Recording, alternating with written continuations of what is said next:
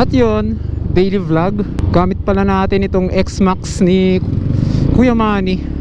May pupuntan lang tayo saglit. Tapos yun, may papalit lang tayo dito. Iba pala yung power delivery ng 300cc talaga na scooter laban sa mga naka bolt on lang na scooter. Parang review na rin to about dito sa motor.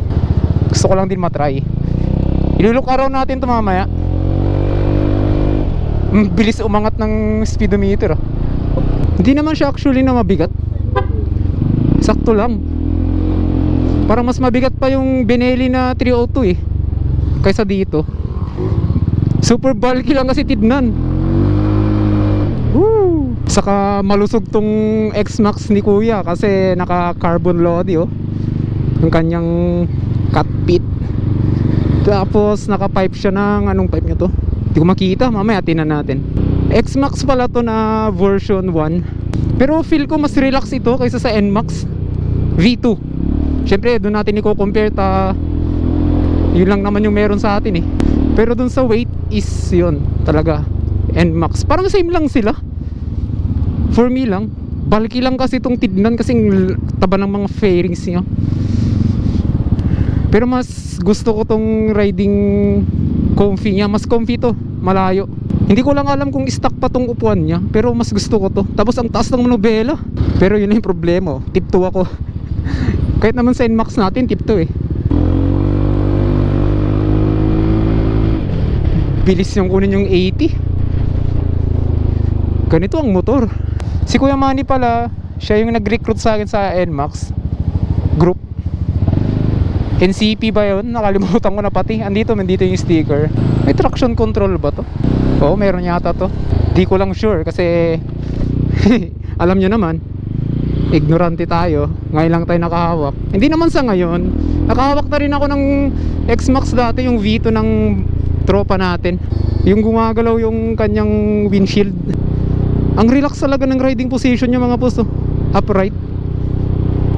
Papakondisyon na rin niya yung motor niya kasi pudpud na rin.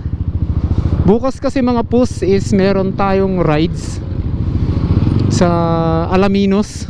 Ay, pass, dito na lang tayo. May rides kasi tayo bukas mga pus. Pupunta tayong Alaminos kasama sila Kuya Manny, mga grupo ng NMAX. Lapit lang naman kahit paano, Alaminos. Pero ito lang kalaban, sobrang init. Pero siguro uwi rin tayo ng maaga kasi may lakad din tayo ng hapon. Grabe Ganito yung acceleration. Hindi siya ma-RPM pero kagat-kagat.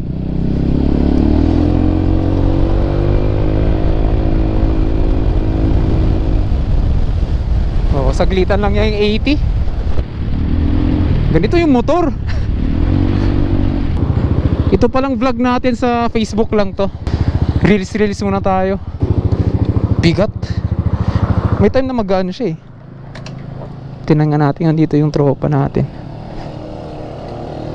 Yan, X-Max, di ba? Laki.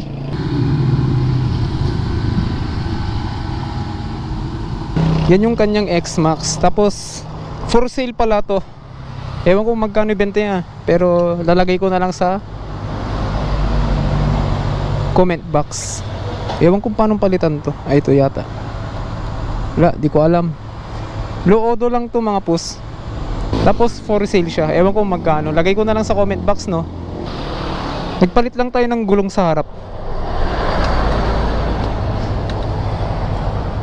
Luwang pala ng compartment nito.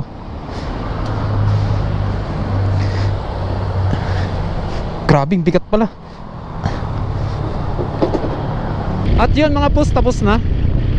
Nagpalit na tayo ng gulong sa harap. Dito sa X-Max, size 15 pala to sa harap. Grabe, mahal pala ito. Akala ko mura. Hindi naman mura, akala ko budget meal. Pero grabe, mahal pala. Hindi pala biro. Kaya palang hirap ng maintenance ng X-Max, sabi nila. Kasi yun nga, maganda yung suspension ng X-Max. Or ito lang, kasi naka YSS siya sa likod. Di ba yung NMAX is sobrang tagtag? Hindi naman sa sobra, matagtag lang. Matigas. Kahit naka aftermarket ka na shocks is yun, matigas pa rin, matagtag siya. Pero kung pang North Loop tas ito gamit mo, my god, ang ganda. Kahit walang hintuan to kung ito gamit ko. Nga pala mga post, for sale pala to. Iko-comment ko na lang sa comment box kung magkano siya. Nakalimutan ko na eh, sinabi lang sa akin kanina. NMAX V1, yung model hindi ko na alam, tapos yung Odo is hindi ko alam kung paano ilipat. Ayun, nalipat ko na. Pa-left pala. 18,000 lang. Ilalagay ko na lang sa comment box, comment section, kung magkano at anong model. 2020 yata yung alam ko eh. Sobrang fresh, tapos busog-lusog sa mga pyesa. Naka-carbon siya na yan oh.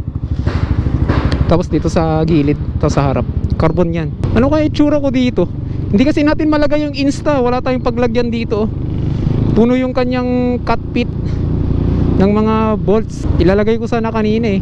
Tapos naka-pipe na din to mga pos, carbon, pero hindi ko alam yung brand niya, nakalimutan ko na. Full system, siguro may DB killer siya sa gitna. Yan oh, full throttle.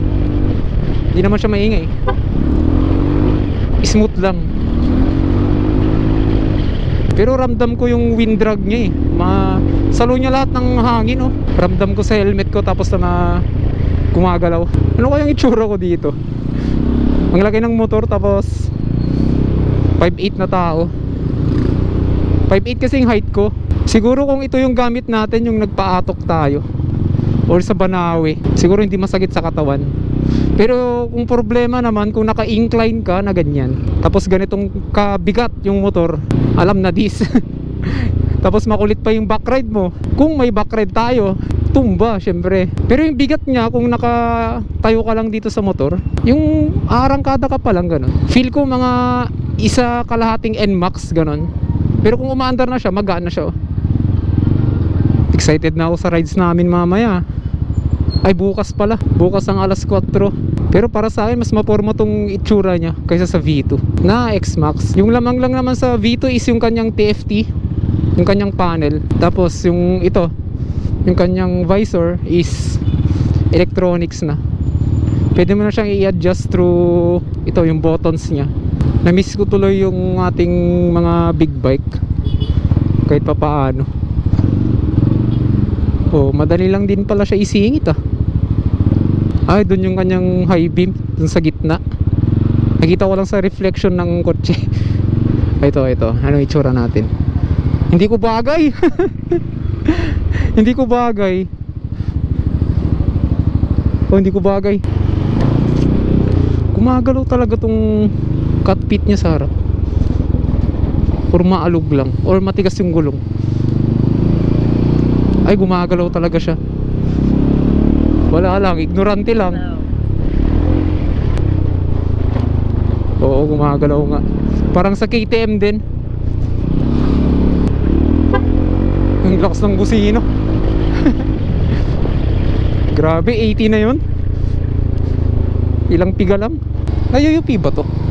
Ay, hindi siya nayuyupi. Next time ko na lang i-review to mga post kung may time tayo. Kasi gusto ko na umuwi kasi lalaba pa tayo ng oras na 11:30 na. Lakas. At yun mga post, tatapusin ko yung vlog. Parang tinatamad na rin ako magsalita eh. Hindi, joke lang. Ang init kasi.